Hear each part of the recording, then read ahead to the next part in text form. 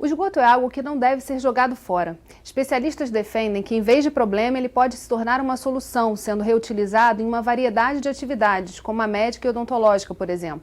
No Rio em Foco, que começa agora, vamos falar sobre os tesouros escondidos no esgoto e como podemos minimizar o impacto desse resíduo na saúde da população e no meio ambiente com tecnologia e inovação.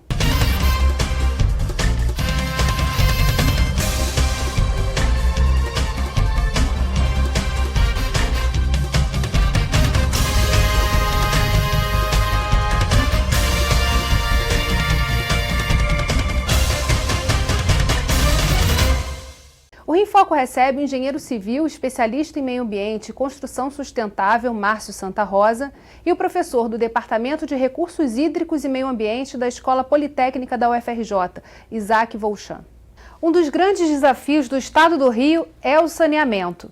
Segundo o Instituto Trata Brasil, apenas 33,67% do esgoto do estado é tratado.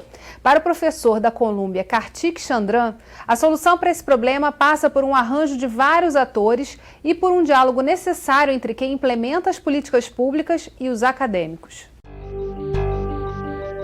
We are talking about just changing the way we look at sanitation, the way we train sanitary engineers, the way we train environmental engineers. This has to change as well. So we cannot really be teaching and practicing traditional wastewater treatment anymore.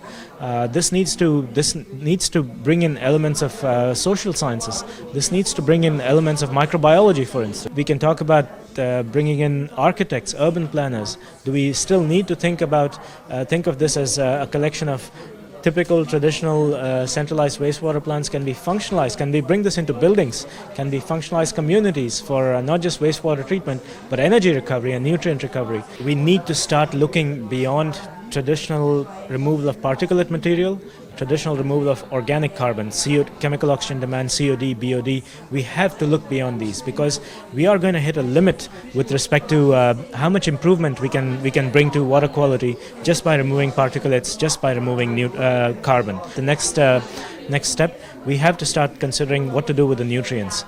This is going to be a step up in terms of what we will achieve in terms of benefits to water quality. And so when we start thinking about integrated carbon and nitrogen and phosphorus cycling, not just removal but cycling, what this does is we especially bringing all of this to Rio, for instance. In Rio, we could potentially just leapfrog and jump to the more advanced technologies, which will eliminate or minimize many of the mistakes which are made in going step by step. One of the challenges that the professor mentioned was just lack of financing. So lack of financing is a real challenge. Utilities all around the world face lack of financing, challenges with financing, even in the most developed countries, even in the most affluent countries. The practitioners, the implementers, they need to look upon the researchers and academicians as resources. It works both ways. Unless there's a conversation, the implementers will not benefit from the most recent advances, the most leading edge advances in research. On the other hand, what could also be happening is that the researchers, they are not focusing on a very practical problem and they go do something which is not very practically useful. And so this conversation has to start and continue, and it has to be sustained. Esse evento foi um evento da Colômbia, de um centro global que a gente tem no Rio de Janeiro, que estava comemorando seu aniversário, discutindo a questão das águas, do saneamento e das soluções tecnológicas que já existem, então, acontecendo pelo mundo. Mas existe uma expectativa muito grande entre juntar o que você tem de mais avançado na sociedade com a realidade, né, e as dificuldades práticas de se implementar esses projetos.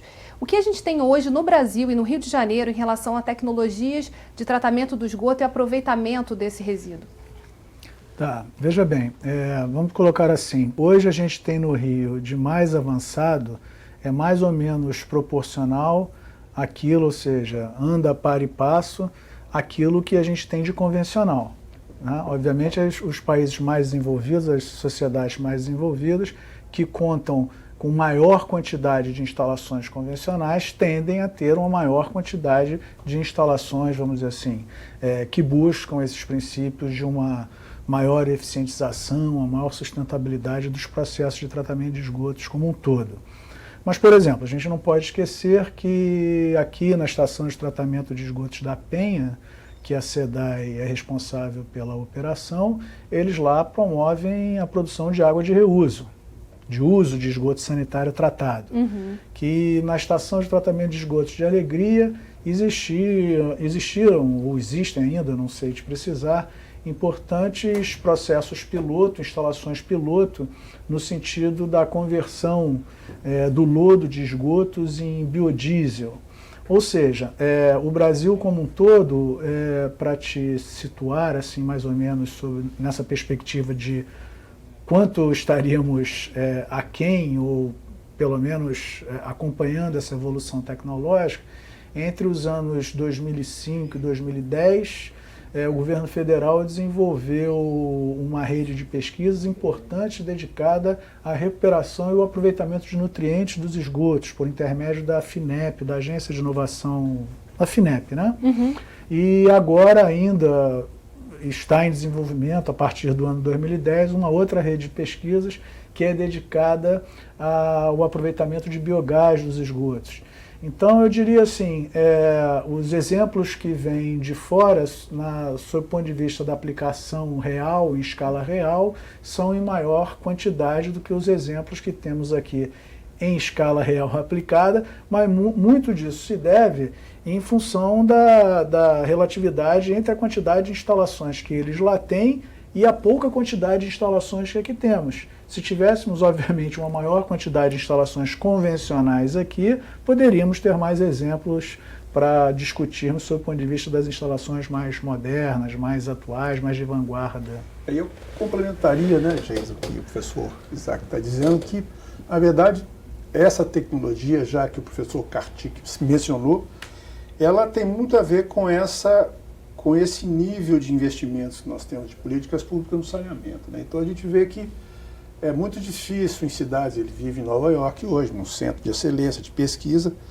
e sabe-se que todas as estações de tratamento, e são muitas na cidade, como direto dos Estados Unidos, saneamento é considerado saúde pública, como hospitais. Você não pode ter esgotos lançados sem tratamento nos cursos d'água, nos rios, nas baías. Quando tem, é um sério problema de investigação e as próprias empresas que cuidam do saneamento são seriamente punidas por isso. Mas o que eu digo é que lá eles vão até o tratamento terciário, né, que permite com que esses gases, como ele cita, que são resultantes do aproveitamento do fósforo e de nitrogênio, sim, você chega nesse nível de evolução de tratamento tão seguro da saúde pública que você pode ter esse investimento, então, a partir desses produtos.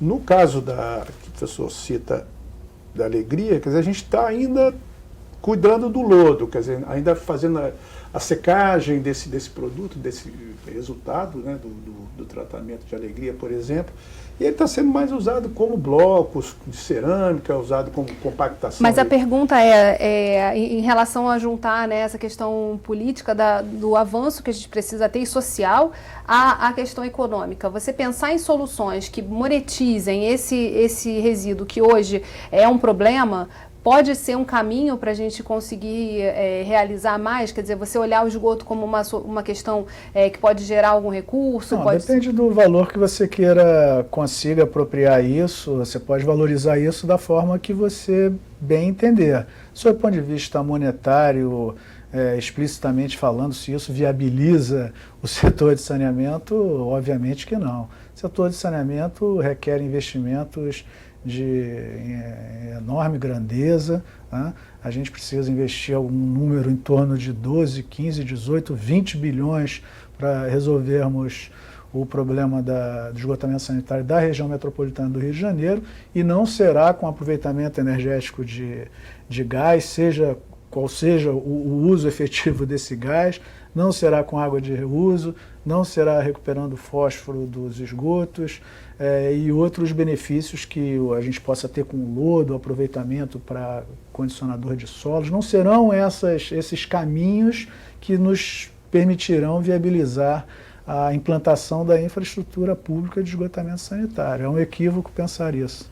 A gente pode traçar um paralelo pelo que acontece com resíduos sólidos, que é também considerado saneamento, né? Então a gente tem hoje, depois que uma das últimas gestões da Secretaria de Meio Ambiente conseguiu, pelo menos teoricamente, acabar com os lixões, nós tivemos uma série de aterros sanitários implantados na região metropolitana e muitos deles passaram a ser explorados por empresas privadas que tinham investimento no sentido da transformação dos gases ali em energia. O que a gente está falando, na verdade, é isso. Precisa de investimento público, enfim, ou a partir de parcerias público-privadas, mas precisa de investimento pesado para você resolver a questão, dúvida. Quer dizer, esse delay, esse problema que a gente coloca ali de 33% só ser tratado. Quer dizer, eu diria que o quanto essas ações puderem contribuir para a viabilidade econômica, financeira dos projetos de investimento, melhor. Se a gente vai espetar energia no grid e isso vai entrar como receita para o negócio, ótimo.